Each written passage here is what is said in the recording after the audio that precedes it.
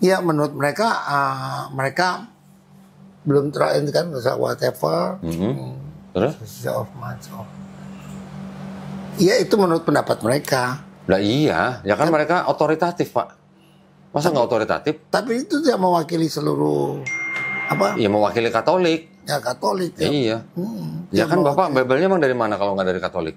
Ya emang kanon memang mereka. Iya. Nah sekarang ya untuk untuk menyelidiki atau mempelajari kan bukan hanya Katolik. Mereka justru sudah mempelajari Pak. Sampai mereka berani menulis begini, berarti mereka sudah mempelajari. Dan ini kan saya yakin bukan mewakili seluruh Katolik ini. Ya ini Amerika Serikat ya sama aja Pak. Ya sama aja. Dikenal bebas saja mereka berpendapat. Loh iya, tapi kan ini resmi dan otoritatif. Dan ini juga bukan kata dia aja. Hampir seluruh ahli-ahli perjanjian baru sudah mengatakan bahwa keempat gospel itu ditulis oleh orang bukan saksi mata, ditulis oleh orang yang tidak mengenal saksi mata. Jadi gini, yang saya pahami, sebenarnya tidak ada juga ini 4 Injil ini, no problem buat orang Kristen ya. Maksudnya? Nah ini pendapat saya. Iya.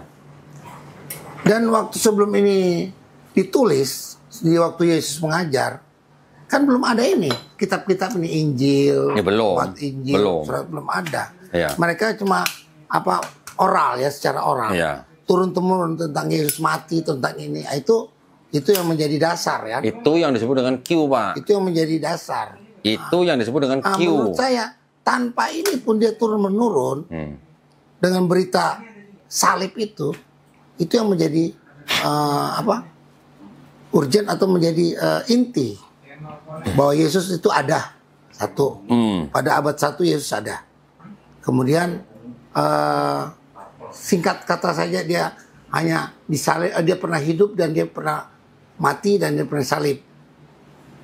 Kemudian dia bangkit. Itu aja sudah, nggak perlu ada Injil ini.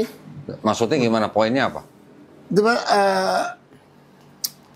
Inti daripada iman Kristen adalah adanya Yesus pada abad 1.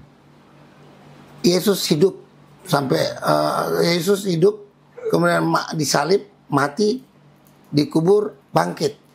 Itu saya kira udah cukup. Nah, kalau Bapak tidak ada dokumen-dokumen yang mendukungnya, Bapak mau berdasarkan apa? Nah, kalau hanya berdasarkan tradisi atau kabar berita yang beredar di masyarakat, berarti Bapak mau percaya kepada gosip gitu? Kan itu turun-menurun. Iya, kan tradisi Pak. Tradisi. Tapi kalau tidak ada dokumen yang mendukung, Bapak mau pegang apa gitu? Kalau tradisi itu sudah... Umpama sampai seurgent itu, sampai sepahit itu ya. Ya oke, umpamanya Pak, kalau ada orang tua... Injil itu sudah tidak ada. Ya. Tidak ditulis semuanya. Kemudian surat-surat itu ditulis. Saya kira itu tidak akan melemahkan atau tidak menurunkan keyakinan. Cerita daripada umpamanya bapak saya dulu pernah cerita ada perang dunia pertama. Bisa aja saya tidak percaya kan? Kalau seperti itu. Ya, kalau bapak kalau bapak bilang bahwa tulisan itu tidak penting, artinya bapak hanya berdasarkan tradisi atau kabar berita. Terus Bapak mau berpegangan kepada apa? Kalau tradisi itu tidak akan bisa bertahan lama, Pak. Ya itu kan turun-menurun kalau saya lihat. Ya. Iya, tapi kan mau berapa ratus tahun, berapa ribu tahun bertahan. Umpamanya sama sepahit itu. Tapi ternyata tidak mungkin ya. Tapi tetap tertulis juga. Saya juga di Yohanes waktu menulis itu, Yesus mengatakan tulislah. Ya. Nah, itu sudah pada abad akhir abad 1 itu kan.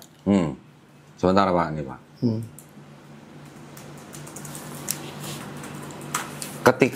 Ketika Yesus mengajak 3 muridnya Pak berdoa ke atas gunung, ditulisnya gimana Pak? Yesus turun, mukanya bercahaya. Kelihatan sama 3 murid itu Yesus sedang berbicara dengan Nabi Musa dan Nabi Eli. Ini ya. Ada Yohanes kan Pak tulisannya? Ada Yohanes, ada Yakobus, ada Petrus. 3 itu. Yohanes saksi mata kan? Ya. Kalau menurut cerita di sini. Ya.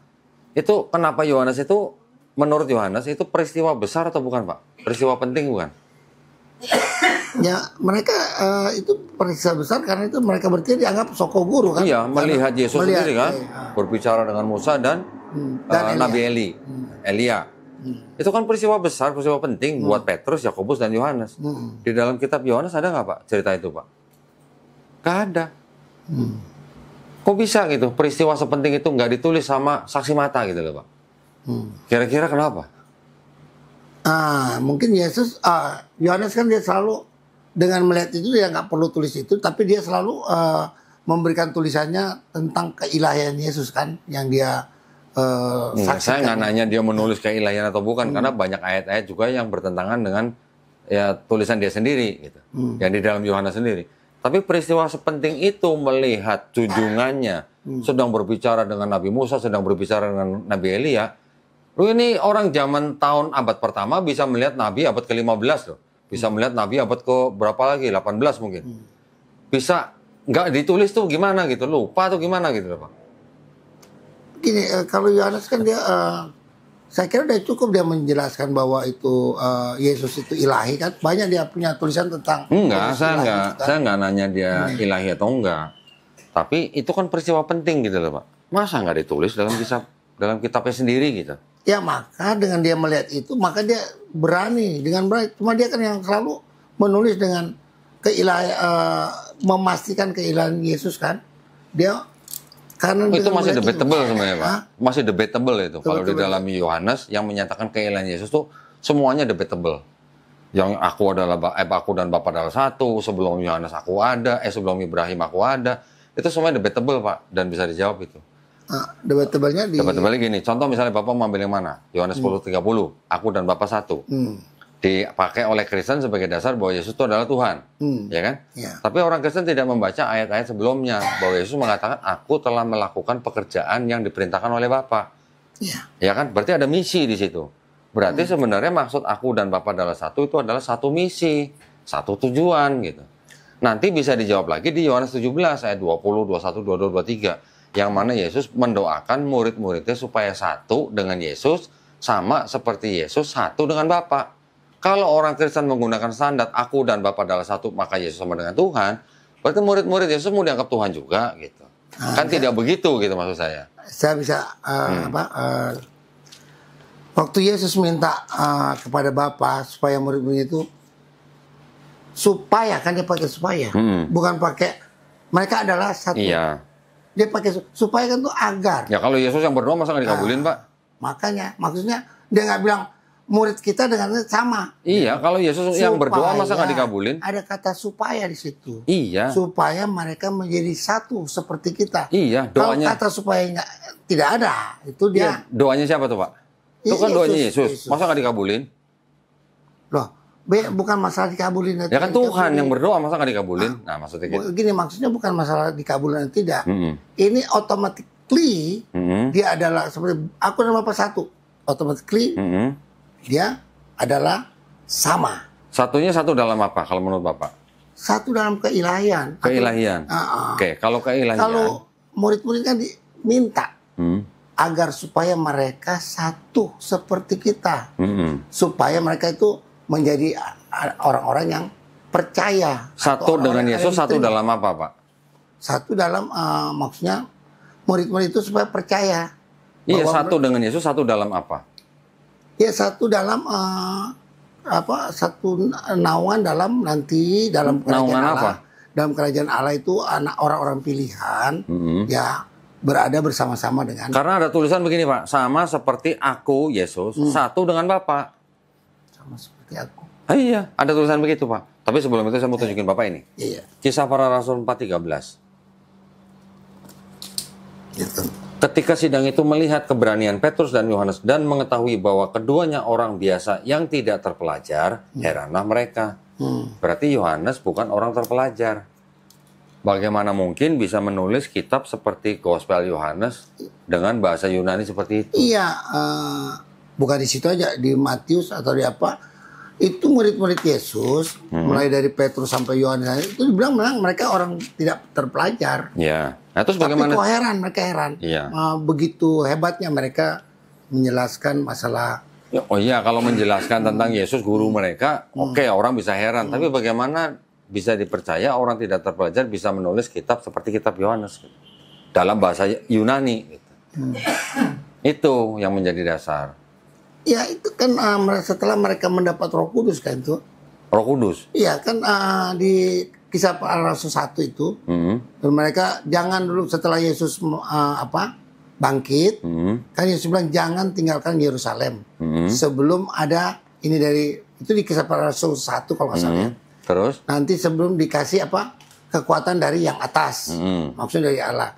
Setelah pencurahan setelah 10 hari itu kan pencurahan Roh Kudus itu. Pentakosta. Dari Pentakosta itu. Nah di situ mereka totalitas menjadi berubah semua. Jadi pintar nulis bahasa Yunani gitu. Jadi coba lihat. Jadi bisa bukan menulis ya, beberapa bahasa yang mereka tidak tahu jadi mereka tahu. Nah itu kan. Itu asumsi, Pak. Itu asumsi. Ya bisa aja kita bilang asumsi. Nah, sekarang gini Pak, kita lihat nih Yohanes 17, 21. Supaya mereka menjadi satu sama seperti engkau ya Bapa di dalam aku dan aku dalam engkau, agar mereka juga di dalam kita. Ya, ada lagi ada nih. supaya loh. Iya, supaya, benar supaya. Ya, tapi kalau Yesus yang udah bilang supaya masa nggak terjadi gitu loh. Lain cerita itu. Itu maksudnya kalau Yesus bilang aku dan Bapa adalah satu, automatically kan itu. Ya. Tidak bilang Bapa dan aku supaya aku seperti satu dan tidak pakai supaya Bapa dan aku adalah satu. Nah, dua. Sekarang ketika Bapak bilang aku supaya satu dengan Bapak, dia tidak pakai satu. Saya paham Pak, tapi ketika Bapak membaca aku dan Bapak adalah satu, Bapak baca nggak di atasnya ada pekerjaan-pekerjaan yang dilakukan oleh Yesus. Nah, itu malah Yohanes 5 itu saya hafal sekali. Apa yang dikerjakan oleh Bapak itu yang aku kerjakan. Ya. Jadi pekerjaan yang dikerjakan oleh Yesus itu pekerjaannya Bapa. Iya. Yang orang lain nggak bisa. Berarti kalau ada pekerjaan itu hubungannya dengan apa Pak? Kalau bukan dengan misi? Ya misi. Nah, misi. Kalau misi dia berarti menceritakan. Berarti aku dan Bapak satu apa? Bagaimana ceritanya Bapak bisa tiba-tiba bilang satu hakikat gitu, atau satu ilahi gitu? Maka Yohanes berkesimpulan di Yohanes 1 itu. Satu mana? Yohanes 1. Ya, Yohanes 1 itu kan. Yang Helenistik itu. Pada mulanya. Yang Helenistik itu. Ya menurut apa Helenistik? Lah memang Helenistik yang ngomong Bible loh Pak, bukan saya loh. Loh, enggak itu kan pendapat orang. Ya kita hargai. Itu ditulis Bible Pak. Iya, ini kan bilang Helenistik itu kan orang. Enggak, kalau Bible ini bilang bahwa itu diadopsi dari Helenistik filosofi, Bapak mau bantah? Umpamanya itu benar ya, tapi kan tidak itu hanya cuma sebagai ininya aja. Tapi kalau bahwa itu sama seperti apa maksudnya mengadopsi dalam arti tanpa mengadopsi tidak berhasil itu kan. Tidak berhasil apa? Tidak berhasil tulisan itu kan, atau pendapat tidak itu. Berhasil tulisan apa? Pendapat itu kan. Ini kan dibilang filosofi dari Helenistik daripada tulisan-tulisannya si Yohanes atau bukan Philo. Philo. Philo kan orang Yunani itu kan. Orang Yahudi, Pak. Filosofi kan dia. Iya. Orang Yahudi yang mengikuti filosofi Yunani. Oh iya. Iya, tapi itu maksudnya itu kan filosofinya Yunani yang dia adopt. Ya. Sehingga dia mengklaim bahwa ini tulisannya Yohanes adalah Helenistik semua kan. Nah, apabila itu memang seperti itu, tapi tidak. Memang seperti itu karena ditulis itu adalah filosofi Helenistik, Pak. Nah, beraninya Yohanes mau membuat kesimpulan itu? Bukan Yohanes membuat kesimpulan, yang menyusun dan mempelajari Bible itu, Pak. Ya mereka. Yang membuat Bible ini. Yang namanya Yohanes 1:1 itu kan kesimpulan atau keberanian daripada si Yohanes menyatakan. Bukan Yohanes yang menyatakan Helenistik filosofi atau menyatakan aku adalah Bapa. Bukan, yang tulisannya itu. Firman adalah pada mulanya itu kan. Dia berani mengatakan kalau saya pelajari, dia berani nulis itu sebab Yesus pernah berkata-kata bahwa dia keluar dan datang dari Allah. Nah, itu Yohanes 8 ayat 42. Kalau Yesus datang dari Allah, terus yang lahir dari Maria siapa? Gimana? Kalau Yesus bilang bahwa aku datang dari Allah, terus Yesus dianggap Tuhan, terus yang lahir dari Maria siapa? Ilahinya, dia kan keluar dari bukan ininya. Oke, jadi Bapak mau mengatakan bahwa Yesus itu Allah karena Yesus punya roh Allah gitu. Bukan. Begitu nggak kalimatnya? Bukan punya roh Allah. Dia adalah Allah itu sendiri. Allah itu sendiri dalam arti hologos. Iya, dalam bentuk manusia. Hologos yang menjadi manusia. Enggak apa saya ikuti menjadi. Iya, memang tulisannya menjadi sih, Pak. Tapi kalau mau dirinci, bukan itu maksudnya. Ya kita nggak usah rubah-rubah, tulisannya udah menjadi, Pak, soalnya. Tapi kan itu ada uraian. Uraian kan itu pemikiran Paulus, bukan pemikiran Petrus. Iya, maksudnya kan bukan di gospel. 1 Petrus 3 ayat 18. Iya. Itu Petrus loh. Saya nggak mau bawa Paulus sebab alergi. Pasti orang alergi ya. Kalau saya bawa Paulus, maka saya bawa Petrus, Yakobus atau itu kan. Coba Pak, 1 Petrus berapa? 1 Petrus 3 ayat 15. 15. Oke. 1 Petrus 3:15. Itu sudah pernah saya bahas juga, Pak. Ya, 1 Petrus 3:15. Tentang yang mati bukan Tuhannya yang mati. Kuduskanlah Kristus dari dalam hatimu sebagai Tuhan. Siap sedialah pada segala waktu untuk memberi pertanggungjawaban kepada tiap-tiap orang yang meminta pertanggungjawaban dari kamu tentang pengharapan yang ada padamu. 1 Petrus 3 bukan ayat ini 18. kali, Pak. 1 Petrus 3 ayat 18. Bukan 15. Tadi Bapak bilang 15. 3. Hah? 1 Petrus 3 ayat 18. Iya, Bapak tadi bilangnya 15. 15 Korintus itu tentang Oke, 18 yang saya baca nih. Sebab juga Kristus telah menderita sekali untuk dosa-dosa kita. Ia yang benar untuk orang-orang yang tidak benar supaya ia membawa kamu kepada Allah. Ia yang telah dibunuh dalam keadaannya sebagai manusia tetapi telah dihidupkan menurut roh. Nah, itu. Terus memakainya di mana? Iya, dia kan sebagai manusia kematiannya. Iya. Bukan kealahannya yang mati. Iya, tapi memakai manusianya di mana? Ada, saya lupa ayatnya itu. Dia di Ibrani kalau nggak salah ya itu. Ibrani bukan Paulus juga. Tidak diketahui, Pak. Ibrani yang nulis siapa? Ibrani Apolos. Apolos siapa? Muridnya Paulus. Bukan Paulus kan? Bukan. Terus? Apolos itu yang dia ahli. Memang dia orang Ibrani yang pintar Ibrani. Di Itali gitu kan? Nah, dia pokoknya orang Ibrani. Iya. Bukan orang Ibrani Yahudi loh. Kitabnya disebut Ibrani, tapi yang menulis bukan orang Yahudi. Si Apolos ini orang Apolos itu nama bukan? Apolos ini nama orang atau gelar? Nama orang. Bukan, Pak. Apolos. Tidak diketahui, Pak. Ibrani ya, itu setahu tidak. Saya ada yang bilang tidak diketahui, ada yang bilang. Saya bisa buka. Itu tidak diketahui. Banyak itu memang banyak ini. Ya. Tapi itu kan bukan perkataan Yohanes, bukan perkataan Petrus, bukan perkataan Yesus itu kan? Itu orang Yahudi yang pinter Ibrani. Tidak diketahui siapa ditulis, namanya. Kitab Ibrani. Tapi ya udah gini aja. Namanya itu. Kan firman itu telah menjadi manusia. Nah, udah menjadi aja gitu. Oke, kalau memang tetap di situ yang dimaksud menjadi bukannya si transenden ini menjadi imanen, lalu transendennya ini hilang, imanen yang ada. Enggak, saya nggak bilang yang Tuhannya Bapak itu hilang, enggak. Enggak, saya nggak bilang begitu. Kalau gitu ya tetap menjadi gitu. Kalau mau menjadi dengan firman-Nya. Ya. Dengan firman-Nya kan? Ya, sang firman. Ya, sang firman. Menjadi. Sekarang kalau Bapak perhatikan lagi, kalau firman ini adalah Tuhan juga, kalau Tuhan punya permulaan nggak, Pak? Tidak, pada mulanya itu tidak ada mulanya maksudnya. Pada mulanya itu kan sumber artinya. Kalau pada mulanya itu ada permulaan nggak? Nah, ada permulaan. Loh. Pada mulanya itu maksudnya sumber. Sumber apa? Sebelum ada, dia sudah ada. Loh, kok pada mulanya? Iya, pada mulanya. Itu bukan bahasa Inggrisnya apa, Pak? Pada bukan apa namanya matematik apa namanya urut-urutan angka bukan maksudnya. Iya, kalau bahasa Inggrisnya in the beginning, Pak. In the beginning. Pada mulanya juga in the beginning. Maksud Tuhan permulaan? Tidak, bukan menceritakan tentang apa namanya itu ada istilah angka itu, Pak. Apa? Urut-urutan angka, bukan itu maksudnya. Maksudnya apa? Pada mulanya berarti atau pada mulanya ini nomor maksudnya satu, bukan begitu. Ya, ini maksudnya bukan, pada mulanya ini mula apa, Pak? Mula apa? Pada mulanya itu maksudnya segala sesuatu belum ada, dia sudah ada. Itu maksudnya. Atau dia adalah sumber. Segala sesuatu yang belum ada, dia ada. Dia sudah ada. Sebelum segala sesuatu itu kan ada. penafsiran, Pak.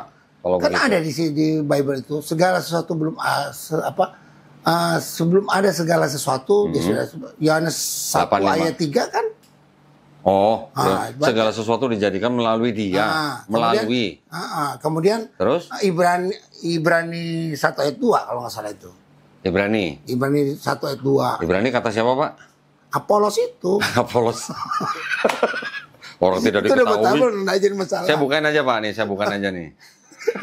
Ibrani. Ustaz.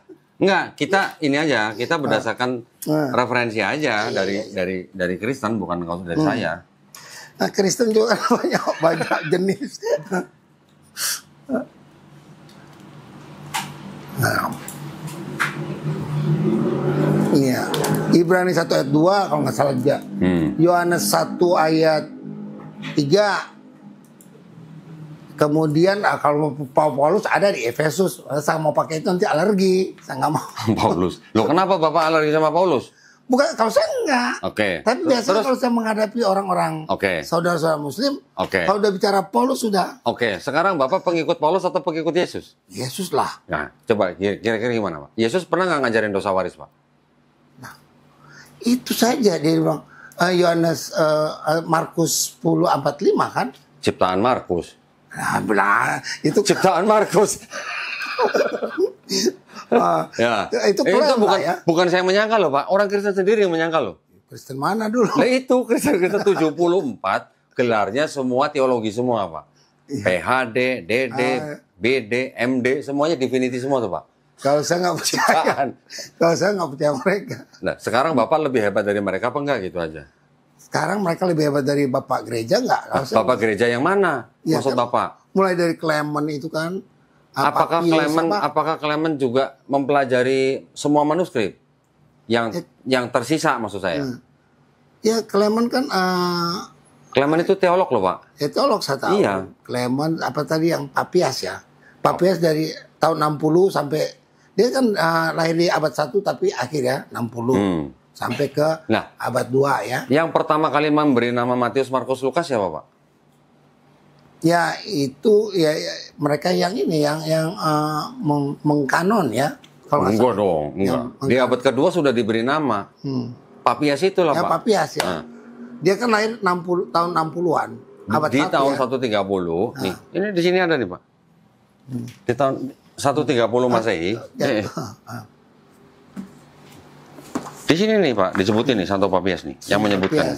Dia Santo Papias itu tahun 60 dia lahir sampai abad 2 ya. Nih, Papias tahun 130 mengatributkan nama Matius, Markus, Lukas. Di tahun 180 baru Santo Irenaeus yang mengatributkan Matius, Markus, Lukas, Yohanes. Jadi itu pemberian nama dari Bapak Gereja, bukan orang yang mengaku aku bernama Matius menulis ini untuk siapa, bukan begitu Pak. Saya kira mereka hidup di abad 1 itu kan tidak masih bisa logis dipercaya ya apa yang mereka nyatakan itu. Siapanya? Kan? Si Papias sama itu kan yang memberi nama itu umpamanya. Iya itu tapi namanya tradisi Pak. Namanya tradisi. Karena Papias sendiri juga tidak menemukan ayat aku bernama Matius menulis ini untuk siapa gitu. Nggak ada. Memang ada yang karena ketiga bahkan keempat gospel ini semuanya di dalamnya itu adalah anonim. Anonim itu artinya tidak bernama. Tidak seperti Paulus ketika menulis surat Pak. Iya. Paulus ketika menulis surat, aku Paulus Rasul Yesus. Iya. Walaupun dari ke-13 surat Paulus, ternyata yang benar-benar ditulis oleh Paulus menurut ahli perjanjian baru cuma 7 Pak. Ya, gini. Yang 6 diperdebatkan. Saya masih percaya Papias yang hidup di abad 1, dia kan banyak mendengar juga dari para rasul itu atau para murid ya. Siapa yang menulis ini kan? Para murid pasti tahu. Murid yang mana? Seperti Petrus. Petrus mati tahun berapa? Nah maksudnya itu kan oral yang dari Petrus ke ini sampai ke Papias kan, bahwa yang nulis kitab ini adalah. Iya itu tradisi, masih tradisi. Iya. Tidak ada. Saya masih percaya apa yang dia katakan daripada yang tadi para USCCB yang itu banyak orang itu dia udah abad 20 mengatakan itu kan klaim dia. Saya masih percaya Papias juga klaim loh Pak. Papias juga klaim loh. Papias sendiri tidak pernah langsung kenal dengan murid Yesus. Papias mendengar itu dari sumber yang tidak langsung. Iya, dan Papias saya mendengar dari rasul-rasul punya. Habis rasul ini ke ini muridnya rasul. Yang Petrus kan ada murid langsung juga si itu kan si. Siapa? Si Markus kan. Petrus. Murid siapa? Muridnya Petrus. Petrus. Kan si Markus. Petrus. Iya. Markus itu murid. Markus dianggap sebagai murid dan juru tulis Petrus menurut Papias. Iya. Matius dianggap sebagai pemungut cukai, tapi itu tradisi, Pak. Ya tradisi yang disampaikan kan tuh 10-20 tahun aja kita masih terngiang-ngiang. Oh iya, dia pasti. Enggak, itu kalau tradisi itu dia mendengar kabar itu dari sumber yang tidak langsung gitu. Artinya sumber itu tidak langsung dari si murid-murid Yesus gitu. Tapi kan itu sudah viral kan di saat itu pasti viral. FYP gitu. Ya oke, istilah sekarang FYP. langsung ya viral gitu. Enggak. Padahal Matius, Lukas, Markus udah jelas tadi Markus ternyata mengadopsi dari Homer. Matius dan Lukas mengadopsi dari Markus. Oke. Udah jelas begitu ya. Ini nggak ada yang dibantah nih Pak, nggak ada yang dibantah. Karena dokumennya Homer ada, dokumennya Markus ada. Iya, karena memang tiga kitab ini kan kitab yang sama, dia punya karena Matius dan Lukas sinoptik ya. Iya, karena Matius dan Lukas menyadur Markus, penulisnya maksud saya. Ya. Iya. Tapi di sini juga ditulis nih Pak. Nih ada sumber-sumbernya nih. Ini malah ada baganya nih, baganya begini. Nah nih, M itu sumber Markus, ini Markus, ini Q, ini L. L itu adalah sumbernya Lukas, M itu sumbernya Matius. Markus mempengaruhi Matius, Q mempengaruhi Matius, M juga dipakai Matius. Begitu juga yang L mempengaruhi Lukas, Q juga mempengaruhi Lukas, Markus juga mempengaruhi Lukas. Saya kira kan ini hal yang wajar ya. Hal yang wajar dalam arti lu jangan tulis yang ini apa yang seperti itu dari Markus. Saya juga dengar seperti itu waktu saya dengar banyak bilang gitu kan. Oh enggak saling bantah-bantahan ya. Oke. Bukan begitu Pak, bukan begitu kan? Bukan begitu, justru begini. Yang ditulis oleh Matius dan Lukas, yang menyadur dari Markus dan juga mengambil dari Q, yang dari Markus ini sama Matius dimodifikasi juga. Artinya dimodifikasi itu menggunakan gaya bahasanya Matius. Ya begitu juga yang di Lukas. Lukas juga mengambil dari Markus tapi juga memodifikasi dan mengimprovisasi dengan gaya bahasanya Lukas. Gitu loh. Itu bisa terjadi. Nah, tapi maksud saya berarti yang di Matius dan Lukas ini kan tidak otentik dari dua penulis ini, tapi dari sini dan dari sini. Maksudnya mereka menulis ya supaya ada, tapi kan itu tidak merubah penglihatan ya. Penglihatan siapa? Maksudnya kalau di Yohanes 1 kalau salah. Apa yang kami lihat, itu kan Petrus mengatakan gitu. Itulah yang kami tulis di Petrus berapa? Yohanes 1. Yohanes 1 berapa? Yohanes. 1 Yohanes. 1 Yohanes. 1 Yohanes berapa? 1 Yohanes 1 kalau nggak salah. 1 Yohanes 1 ayat 1. Apa yang ada sejak semula, yang telah kami dengar, yang telah kami lihat dengan mata kami, yang telah kami saksikan dan kami raba dengan tangan kami tentang firman hidup, itulah yang kami tuliskan, maksudnya itu. Iya. Itu yang katanya Yohanes kan. Jadi surat Yohanes yang pertama ini yang nulis Yohanes anak Zebedeus, Pak. Iya, surat-surat Yohanes kan tulis oleh Yohanes anak Zebedeus maksudnya. Yohanes penulis lah kalau saya istilah. Enggak, Yohanes anak Zebedeus bukan. Zebedeus. Bukan ternyata. Hampir semua, Pak, hampir semua yang dianggap sebagai murid-murid Yesus itu tidak pernah menulis gospel. Yang menulis itu hanya berdasarkan tradisi. Nama-nama itu hanya tradisi. Yang Paulus aja dari 13 surat yang ditulis sama Paulus cuma 7 yang dianggap ditulis. Sisanya itu adalah orang-orang yang mengikuti pemikiran Paulus. Tadi saya sudah katakan, orang zaman dulu itu bisa menulis dengan mengaku namanya siapa gitu. Itu bukan kriminal pada zaman dulu gitu. Jadi bisa aja. Ini kan semuanya ditulis dalam bahasa Yunani, Pak. Murid-murid Yesus kan nggak ada yang bisa bahasa Yunani. Maksudnya dengan literasi seperti ini gitu loh Pak. Jadi ini adalah orang-orang yang punya pendidikan tinggi yang menulis ini. Bukan orang-orang seperti Petrus dan Yohanes dan murid-murid yang lain. Itu sudah menjadi konsensusnya para scholars gitu. Kalau kita lihat di Kisah Para Rasul, Yohanes yang orang tidak terpelajar, dia berpidato kan itu. Berorasi. Oh gini Pak. Kita sudah bisa lihat. Gini. Orang tidak terpelajar bukan berarti dia tidak bisa berorasi loh. Bisa. Tapi kan dengan gaya bahasa dia gitu loh. Bisa dilihat ya. Mereka sambil berorasi itu berkhotbah ya. Coba dia selalu kait-kaitkan dengan perjanjian lama. terdapat sini, tertulis sini. Itu kan sampai orang-orang Yahudi itu mengatakan, bisa ya orang yang tidak terpelajar sampai begitu pemikirannya itu kan. Itu dikaitkan dengan nulis-menulis itu. Kalau Bapak bilang penulis Matius, Markus, Lukas, Yohanes itu kok bisa ya tahu ayat-ayat di Perjanjian Lama gitu. Perjanjian Lama mana yang Bapak maksud? Apakah yang Tanakh atau Septuaginta? Tanakh kan semua Tanakh kan ditulis Tanakh itu kan 5 kitab ini ya. Bukan. Yang 5 kitab Musa itu Torah. Ya. Tanakh itu istilah Torah, Nevi'im, dan Ketuvim. Nah, itu yang kan Bapak maksud orang-orang yang menulis Perjanjian Baru kok tahu Perjanjian Lama atau Perjanjian Lama yang Tanakh atau yang Septuaginta?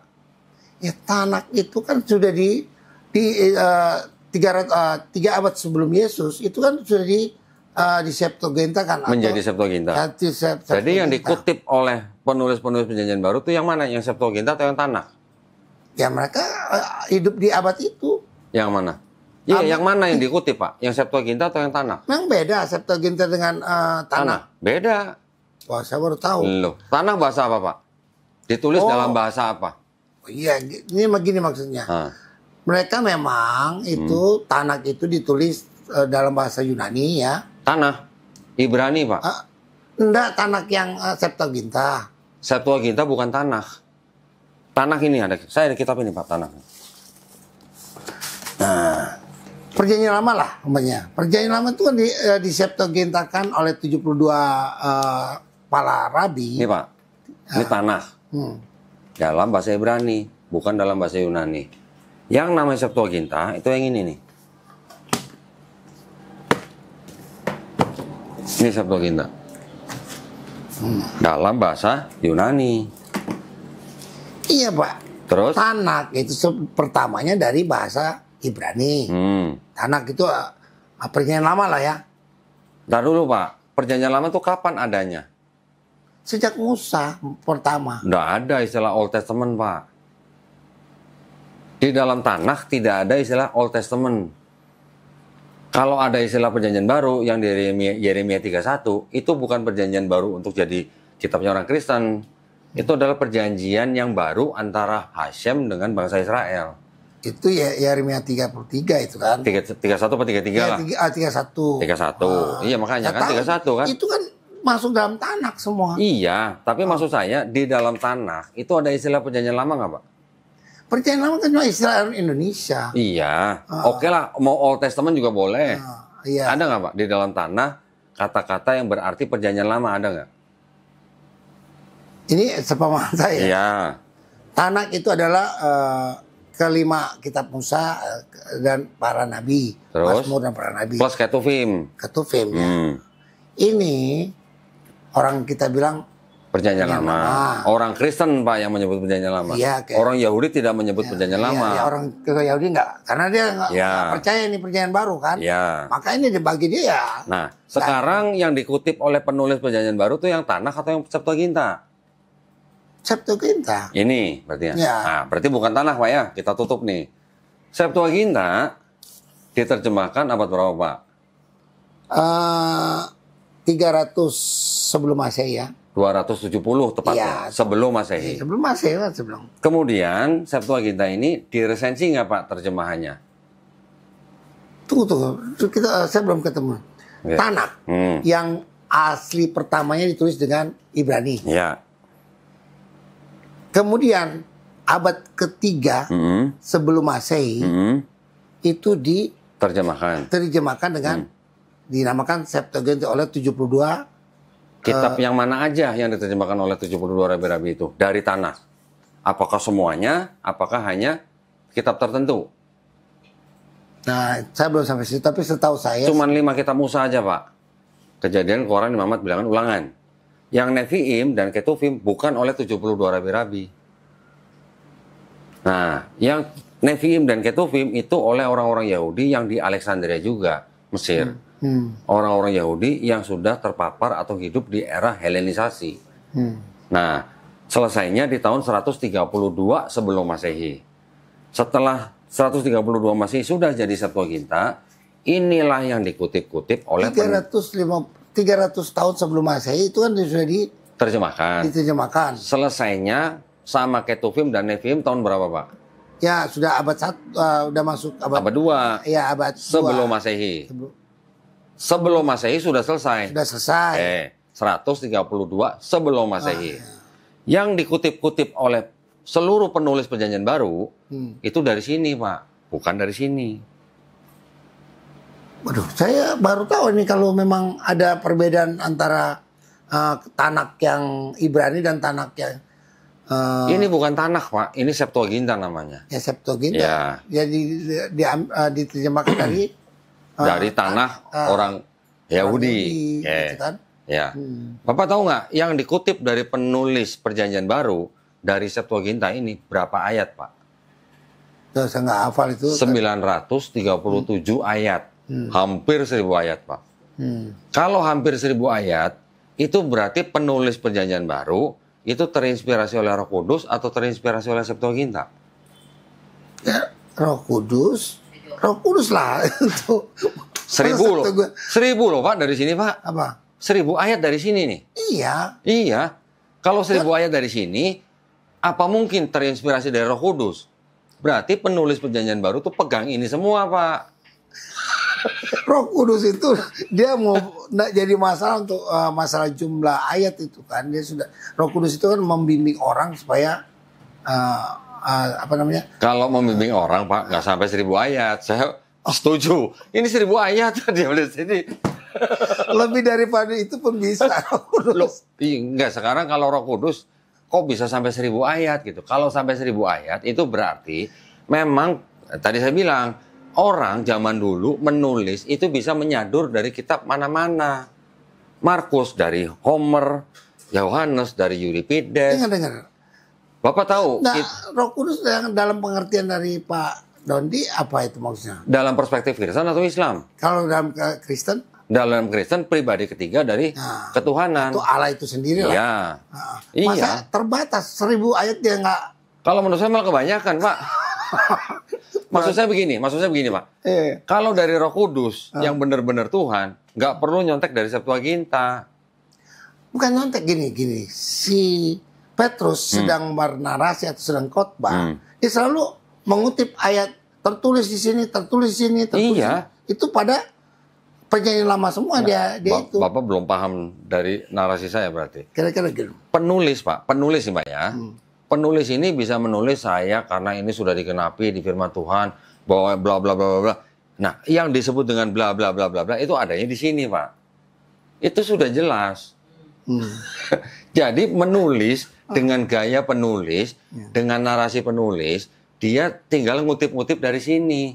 Ada 1000 ayat, Pak, yang dikutip dari sini. Bahkan yang paling banyak dari Wahyu mengutip dari sini. 245 ayat. Saya ada daftar itu. Iya, Wahyu kan ada dari Daniel dia lihat, dari Yeremia. Itu. Apa yang dilihat oleh Daud dan seperti yang dilihat oleh Yohanes yang di Pulau Patmos. Jadi penulis Wahyu itu dapat inspirasi dari Roh Kudus atau dapat inspirasi dari Septuaginta kalau begitu banyak yang dikutip gitu loh, Pak. Maksud saya gitu loh. Nah, berarti Bapak membatasi bukan membatasi, tapi kemampuan Roh Kudus. Bukan membatasi, tapi ini, Pak, ini tuh beredar bahkan sebelum Yesus lahir, bahkan ketika Yesus lahir, bahkan sampai Yesus sudah nggak ada. Beberapa abad setelah Yesus nggak ada pun ini masih beredar dan terjemahannya diresensi, Pak. Bapak tahu nggak maksudnya diresensi? Diresensi itu artinya dikritik terjemahannya.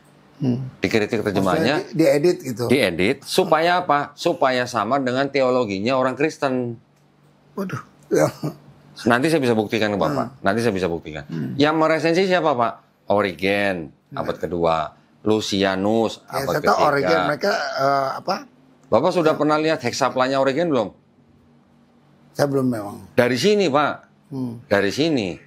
Nanti yang terakhir di abad keempat yang meresensi ini adalah namanya Hesisius. Resensi Hesisius itu yang final, yang akhirnya dipakai sama orang Kristen menjadi Perjanjian Lama. Setelah ditulis menjadi Vulgata.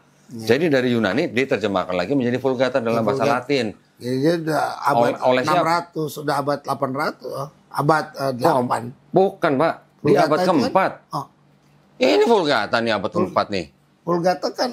Vulgata di abad keberapa? Apa ya? Ke Latin ya, ke bahasa Latin itu kan. Abad keempat sama siapa? Sama Jerome. Jerome yang menyusun Vulgata dari sini. Barulah setelah itu di akhir abad keempat, ini yang sudah menjadi Vulgata ditempel dengan ini, Pak. Ditempel dengan Perjanjian Baru. Nih Perjanjian Baru. Perjanjian Baru ditulis dari pertengahan abad pertama sampai abad kedua. Di akhir abad keempat ini yang sudah jadi Vulgata ditempel dengan Perjanjian Baru.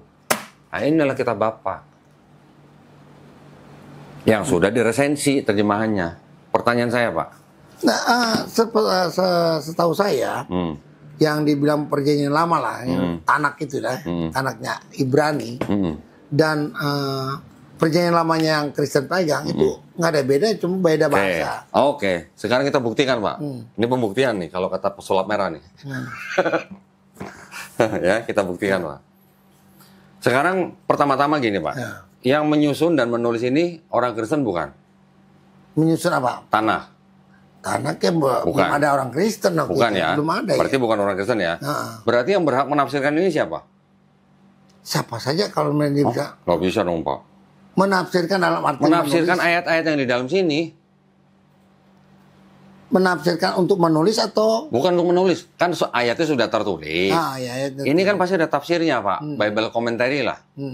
Yang punya otoritas untuk menafsirkan Bible ini, ayat-ayat ini siapa? Ya bebas saja. Kok bebas? Nggak bisa dong, Pak. Bapak mau nggak Perjanjian Baru Bapak ditafsirkan oleh orang selain Kristen? Boleh aja. Nggak dilarang sih. Tapi kan kita tetap mengikuti apa yang kita pahami. Iya. Kan orang Kristen. Sola skriptura lah ya. Nih Pak, lihat nih. 1, 2, 3 nih. Ini tafsirnya orang Kristen. Atas Perjanjian Lama dan Perjanjian Baru. Yang merah Perjanjian Lama, yang hitam Perjanjian Baru. Kalau Perjanjian Baru, karena yang menulis orang-orang Kristen, yang berhak menafsirkan ya orang Kristen. Kalau Quran, yang berhak menafsirkan apa orang Kristen? Kalau Quran saya belum bisa jawab ya. Kalau Quran yang menulis orang Islam, yang berhak menafsirkan ya ulama-ulama Islam dong, Pak. Setuju nggak? Setuju. Kalau kitabnya orang Yahudi, yang menulis orang Yahudi, yang berhak menafsirkan ya rabi-rabi Yahudi. Setuju nggak, Pak? Soal menafsirkan ini kan luas ya. Menafsirkan dalam arti memahami ya. Ya memahami dan menjelaskan arti daripada ayat itu apa. Itu namanya menafsirkan, Pak. Ya orang Yahudi. Ya murid-murid Yesus kan orang Yahudi juga. Orang Yahudi yang mana? Yang menulis ini bukan? Bukan. Kan yang berhak menafsirkan kan. Nah, apakah muridnya Yesus yang orang Yahudi tidak berhak gitu kan? Sekarang orang murid-murid Yesus itu orang Kristen bukan, Pak? Ya Kristen, dia mengikut arti daripada Kristen kan pengikut Yesus kan, pengikut Kristus. Kalau Bapak bilang Kristen itu pengikut Yesus, pemahamannya Kristen terhadap makna dari matinya Yesus di atas kayu salib, apakah sama dengan makna yang dipahami oleh murid Yesus? Sama. Hah? Iya. Yakin, Pak? Iya. Kalau yakin sama, kenapa Petrus dan teman-teman yang lain pada lari ketika Yesus disalib? Lari dalam arti dia bukan membantah ya. Gini. Mereka lari pada waktu itu kan mereka tidak ngeh apa yang sudah disampaikan atau tidak paham apa yang sebelumnya Yesus katakan bahwa dia datang untuk itu. Nah, itu ada di Matius ya. Saya ambil dulu Matius. Itu ada juga di Markus ya. Saya tunjukin ya Pak ya nih. Santo Agustin sama Justin Martyr. Mana Justin Martyr?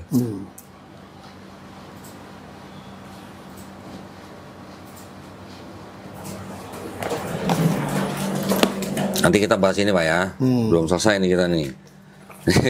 Jadi kita menyamakan perspektif dulu nih Pak. Apakah murid-murid Yesus, ya Pak ini pertanyaan saya nih, ada yang percaya bahwa Yesus itu sama atau tidak ada bedanya dengan Dewa Jupiter?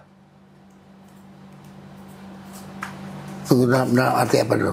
Ya dalam arti Yesus guru mereka yang lahir tanpa pertumbuhan badan, yang mati di atas kayu salib dan bangkit di hari ketiga, itu sama dan tidak ada bedanya dengan dewa Jupiter atau putra-putra Jupiter, sorry. Nah, gini, murid-murid Yesus itu sudah dijelaskan sebelumnya oleh Yesus bahwa dia datang untuk itu, dia akan mati, dia akan diserahkan kepada bangsa yang tidak mengenal Allah atau akan disesat dan pokoknya dia akan mati dan dia akan bangkit. Itu kebanyakan belum ngeh atau belum itu bukan pertanyaan itu. Maksudnya pertanyaan saya, apakah murid-murid Yesus paham dan tahu bahwa Yesus guru mereka yang lahir ajaib tanpa hubungan badan laki suami istri, yang mati di atas kayu salib dan bangkit di hari ketiga itu tidak ada bedanya dengan putra-putra dewa Jupiter? Itu pertanyaan saya. Beda atau sama dengan Jupiter seperti apa? Maksudnya murid Yesus tidak paham atau gimana? Iya, apakah murid-murid Yesus paham Yesus yang guru mereka itu tidak ada bedanya konsepnya dengan putra-putra dewa Jupiter? Putra-putranya dewa iya. Gimana? Itu loh, sekarang Bapak tahu nggak di Romawi itu mereka menyembah siapa? Pada saat Yesus masih hidup. Mereka menyembah dewa. Dewa siapa? Aduh, banyak ya. Dewa Jupiter, Pak. Ya, banyak dewa di sana yang setahu saya. Dewa Jupiter adalah dewa yang paling tinggi di Romawi. Kalau di Yunani, dewa Zeus. Nah, murid-murid kan pasti nggak memahami itu, Pak. Ya, ini Pak, ini ada bukti. Ini seorang bapak gereja, Justin Martyr, mengatakan bahwa dan ketika kita berbicara mengenai firman yang merupakan anak sulung daripada Tuhan, yang dilahirkan tanpa persetubuhan badan, dan bahwa dia Yesus Kristus guru kita adalah disalib dan mati dan bangkit kembali pada hari yang ketiga dan diangkat ke surga, kami menyatakan tidak ada yang berbeda dan dari apa yang kalian percayai mengenai mereka yang kalian sembah sebagai putra-putra Jupiter. Mereka itu masa murid Yesus. Mereka ini adalah orang-orang Romawi. Oh, Romawi. Yang nulis ini adalah Justin Martyr. Bukan Paulus ya itu? Bukan, Justin Martyr. Oh. Berarti kan berbeda imannya murid-murid Yesus dengan imannya Pak Robert sekarang. Itu maksudnya belum nyampe. Belum paham ini maksudnya. Oke, sekarang gini. Sedangkan kita merujuk kepada imannya para murid. Imannya para murid? Imannya para murid. Sekarang imannya para murid itu, apakah mereka percaya bahwa dosa mereka ditebus karena mereka punya dosa waris? Mereka percaya sebelumnya sih mereka belum tahu ya, belum paham maksudnya itu kan. Bukan masalah belum tahu atau belum tahu, Pak. Yesus pernah mengajarkan dosa waris nggak? Jadi bukan masalah gini. Dosa awal ya. Ya, dosa awal. Yesus bilang tadi di di Matius 20:28 itu kan? Nggak ada sebut dosa awal di situ, Pak. Nah, itu ada kaitannya dengan yaitu yang ambil dari Markus 10:45, yang ciptaan Markus itu. Ya.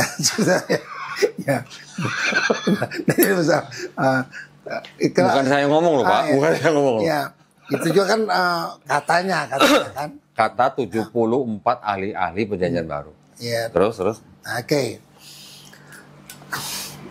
Yesus bilang dia menanggung dosa banyak orang. Itu kan berkaitan dengan dosa awal. Sekarang gini, Pak. Mohon maaf ya, Pak ya. Mohon maaf. Kalau memang Yesus mengajarkan bahwa dia mati untuk memberikan nyawanya bagi banyak orang. Banyak orang loh, Pak. Bukan semua orang. Ya. Kenapa Yesus memerintahkan atau berkata kepada orang Israel, kalau kamu tidak bertobat dan menjadi seperti anak kecil ini, kamu tidak akan masuk kerajaan surga? Ya, itu kan dia memakai istilah bahwa anak kecil itu polos mereka. Polos. Berarti kalau anak polos punya dosa waris nggak, Pak? Gini. Gimana? Dosa waris itu atau dosa awal ya. Semua manusia ini sudah berdosa gitu. Dari mana, Pak, ceritanya semua manusia berdosa? Kalau kita lihat dari Adam ya, kalau cerita Bible. Nah, itu yang saya tanya. Yesus pernah nggak ngajarin itu, Pak? Iya, dia mengatakan itu untuk banyak orang itu berkaitan dengan itu. Menebus dosa. Menebus dosa. Nah, kenapa? Menebus manusia ya dari dosa. Banyak orang. Banyak orang. Kenapa sebelum Yesus disalib, Yesus bilang kalau kamu tidak bertobat dan menjadi seperti anak kecil ini, kamu tidak masuk kerajaan surga. Iya. Konotasi anak kecil itu maksudnya apa? Polos kan? Polos. Polos. Kalau polos punya dosa waris nggak, Pak? Gini, saya jelas. Nah. Ini yang saya paham ya. Kalau kamu tidak bertobat, bertobat itu kan apa? Dalam arti mengakui ya. Atau Mengakui apa? Mengakui bahwa dia punya dosa. Kemudian dia tinggalkan, ya. Dia harus tinggalkan. Ya. Dan berbuat lagi. Nah, itu pertanyaan saya, Pak. Kalau ada orang yang bertobat sebelum Yesus disalib, dia bertobat, orang ini bertobat, dan menjadi seperti anak kecil, orang itu mati, sebelum Yesus disalib, orang itu selamat apa enggak, Pak? Masuk surga enggak? Coba diulang nih. Kalau ada orang, bangsa Israel, yang kenal dengan Yesus, sebelum Yesus disalib, terus orang itu bertobat dan menjadi seperti anak kecil, orang itu bakal masuk kerajaan surga enggak? Gini, ada dua ya, dosa awal dan dosa perbuatan. Itu beda. Itu anggap aja dia bertobat, Pak, seperti perintah Yesus. Kalau kamu tidak bertobat dan menjadi seperti anak kecil ini, kamu tidak akan masuk kerajaan surga. Berarti kalau orang itu bertobat dan menjadi seperti anak kecil, dia percaya Yesus Tuhan atau bukan, dia selamat nggak? Kalau Yesus bilang itu kan kamu seperti anak kecil ini, maksudnya itu yang polos itu kan. Kemudian bertobat. Ya. Sebelum Yesus disalib. Terus kemudian orang yang bertobat itu mati. Kira-kira masuk kerajaan surga nggak? Masuk. Kenapa? Kenapa masuk, Pak? Yesus mengampuni dosa waris itu atau dosa awal. Kan dosa yang dianggap diampuni atau ditebus oleh Yesus itu kan dengan cara Yesus mati dan bangkit. Untuk dosa waris, untuk dosa awal. Nah, kalau Bapak bilang orang yang di depan Yesus, misalnya ada orang bertobat, Bapak bilang masuk kerajaan surga, dosa waris dia siapa yang nebus? Kalau Yesusnya belum mati? Gini, kita melihat ke belakang dan melihat ke depan. Nah, orang pada zaman Yesus, dia pada saat itu. Orang setelah Yesus melihat ke belakang. Orang sebelum Yesus melihat ke depan, ke Yesus. Ya, semua dosa asal itu sudah Yesus tebus di atas kayu salib. Yang sebelum Yesus juga? Sebelum juga. Jadi umatnya Nabi Musa yang nebus juga Yesus? Semua. Itu ayatnya di mana, Pak? Kan setelah itu kan dia turun di Markus ya. Dia turun ke dalam kerajaan maut untuk menginjil kan. Menginjili siapa? Orang-orang yang sudah di kerajaan maut itu. Enggak, perkataannya bukan untuk menginjili, Pak. Yesus turun ke dunia orang mati dan pada hari ketiga dia bangkit.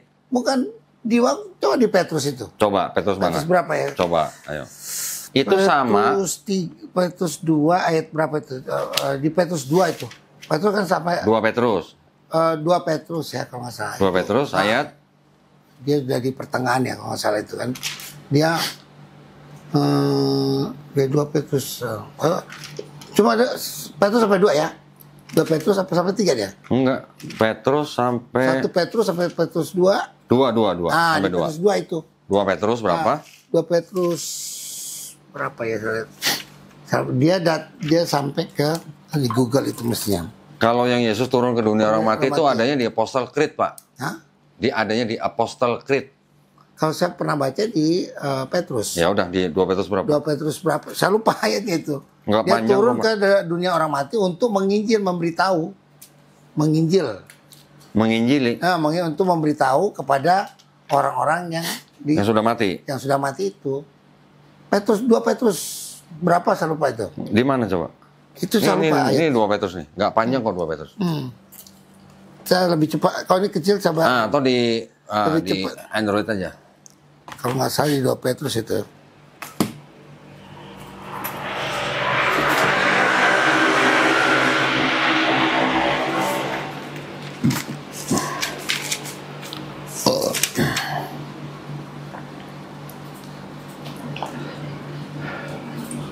Kalimat itu, Pak, tidak ada bedanya dengan inskripsi bangsa Sumeria. Yang percaya Dewi Inanna meninggalkan surga, masuk ke dalam dunia orang mati, dan bangkit pada hari ketiga. 2 Petrus berapa? Aduh, saya lupanya. 2 Petrus 3 apa dulu?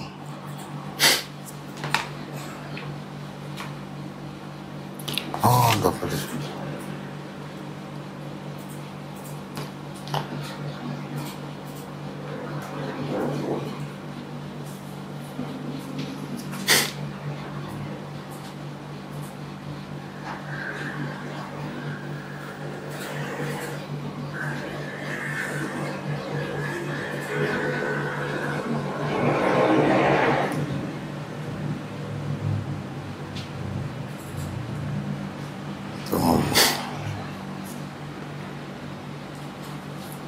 Lalu saya pernah baca di 2 Petrus itu, dia turun ke dalam kerajaan maut untuk menginjili. Menginjili orang udah mati gitu? Orang udah mati. Itu di Petrus. Iya, 2 Petrus berapa? Saya lupa itu, benar. Waduh, saya nggak catat lagi itu. Pokoknya dia ada di Petrus. Iya, coba di mana? 2 Petrus kalau nggak, dia ada di 2 Petrus. 2 Petrus berapa?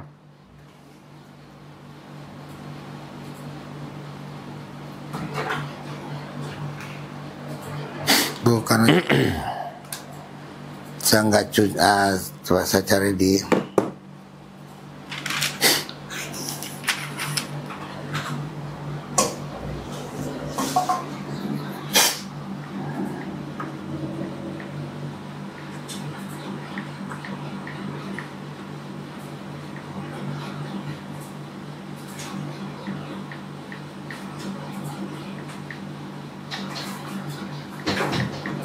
Ini yang tadi nih Pak, Ibrani nih. Yang mati, nah itu.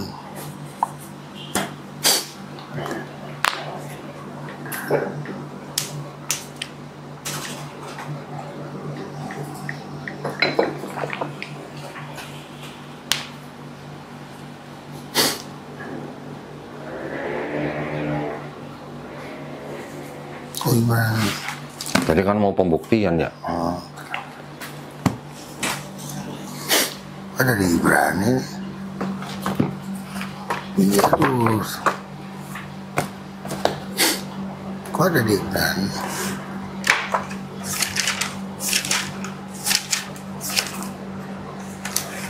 Hmm, 1 Petrus 3 itu.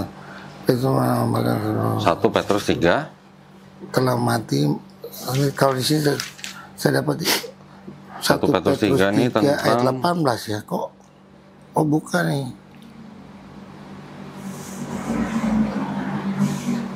Oh bukan. Bukan. Bukan itu yang tadi saya bilang.